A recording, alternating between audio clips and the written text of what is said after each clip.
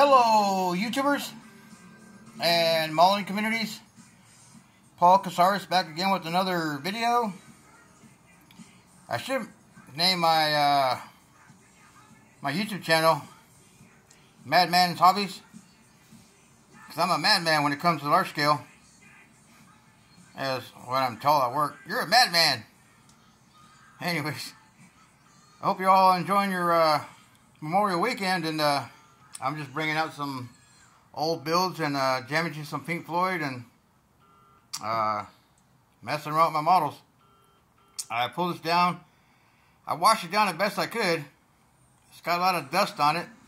I got to scrub the heck out of it and getting in those tight areas in between the roll cages, tubing. Now Hell's Bells is on, AC/DC. So I'm going to try to overtalk the sound so I don't get yada yada yada on YouTube for copyrights. For those about the rock, we should do. Anyways, that's my rocker voice. I'm a lip-syncing rocker.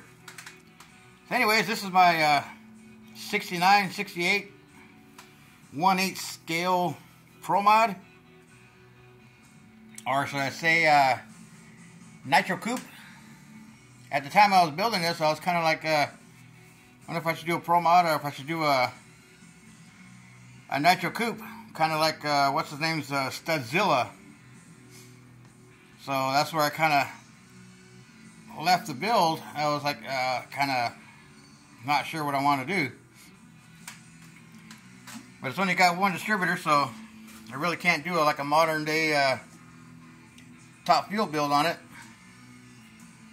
Well, pretty close. When I built this on Instagram, and of course everything was raw tubing, whatnot, raw body. This particular body is a fiberglass body. I was trying to get as close to a carbon fiber style build as possible. The seat is a fiberglass seat. I try to paint it up like a carbon fiber. I think it got pretty close. I was going for, you know, like that nitro coupe top fuel exhibition style car, like the Studzilla. And everything on this is 100% scratch built, no 3D print, nothing. I always said if I go to a 3D print parts, it's because I lost use of my hands and my eyesight. So I still love scratch building. I don't know, 3D printing to me is, I don't know, cheating, so to speak. Well, the parts look good, nice detail on it, but I could probably build a body and an engine quicker than somebody was to do a program in 30 hours of printing, you know, a few parts.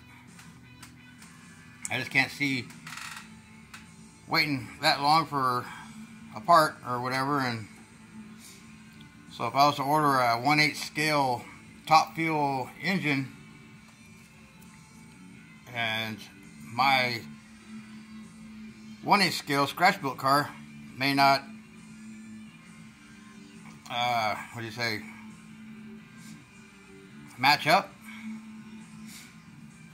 So anyways, I just love scratch building, and I'm in scratch building until I can't scratch build no more. Anyways, this is my Pro Mod / nitro coupe exhibition car. I'll probably pull the motor apart and redo the distributor and add a second distributor on there, because that one there goes through the hood.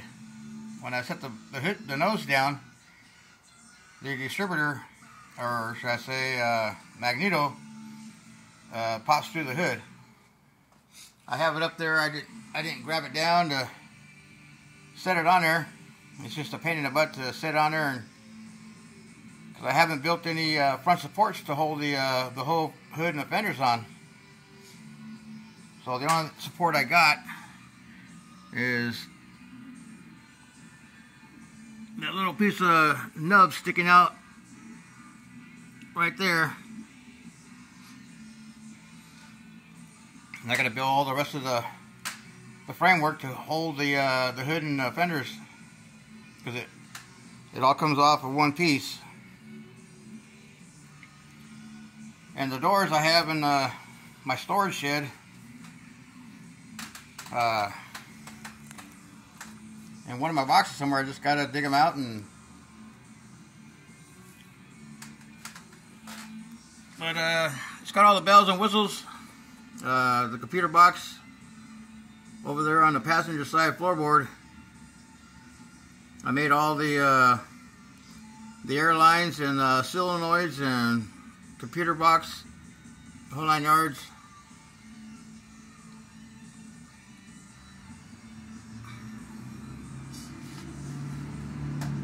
I'll get a better shot of the other side. I just don't want to pick it up and flip it around. And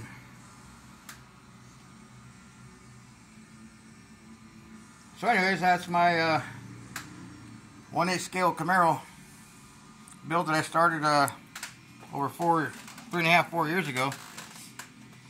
And at the time when it was all primer, engine was kind of like what it is right now, and the chassis wasn't painted.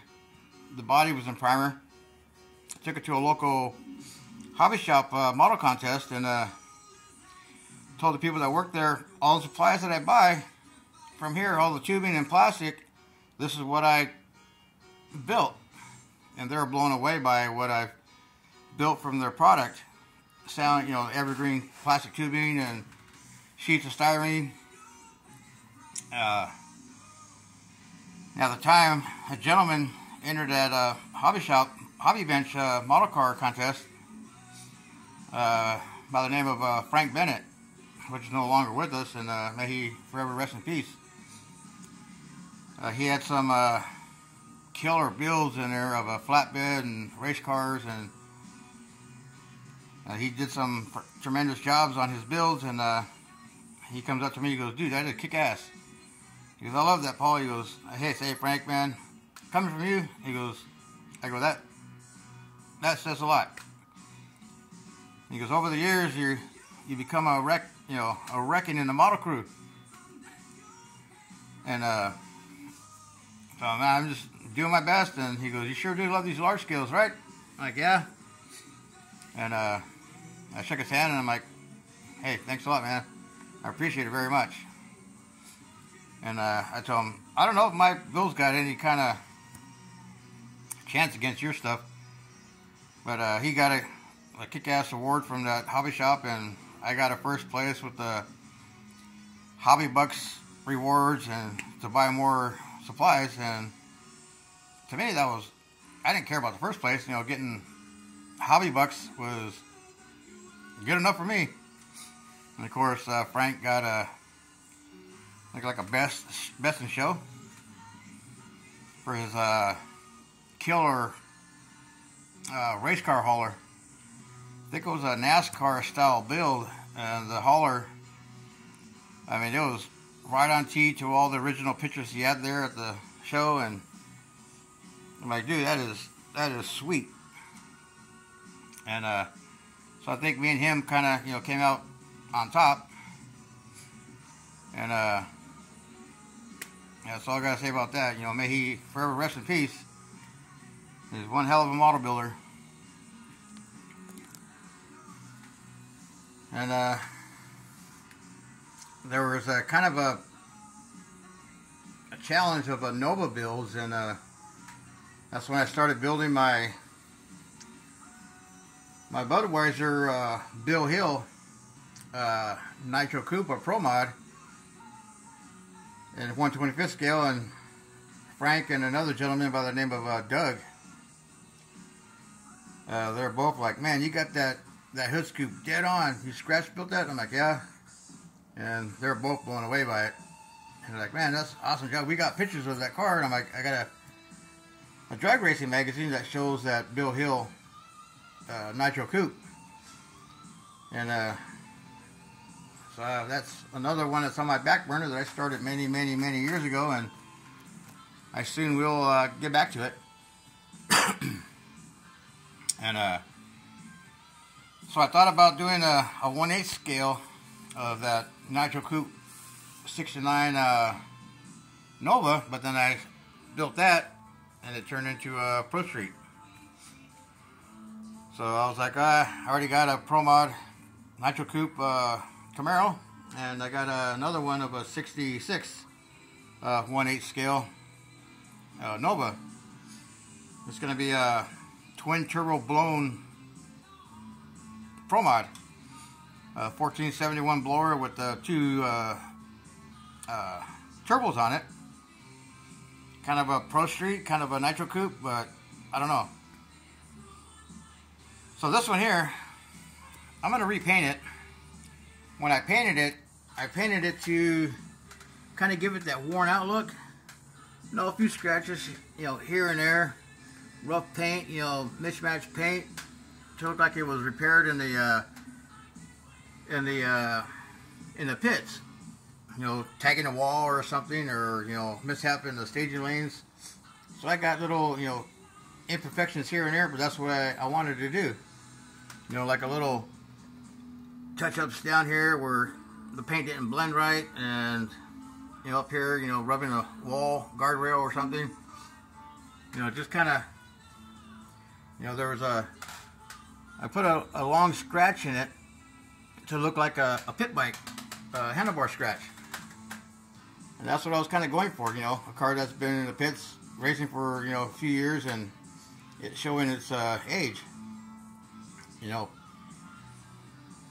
loading up into the car hauler, pulling it out, getting into the pits, somebody hitting it with a wrench, or, you know, like there's a little paint nick there, a paint nick there, one here, like somebody hit it with a wrench, or they're putting it in their pocket or something.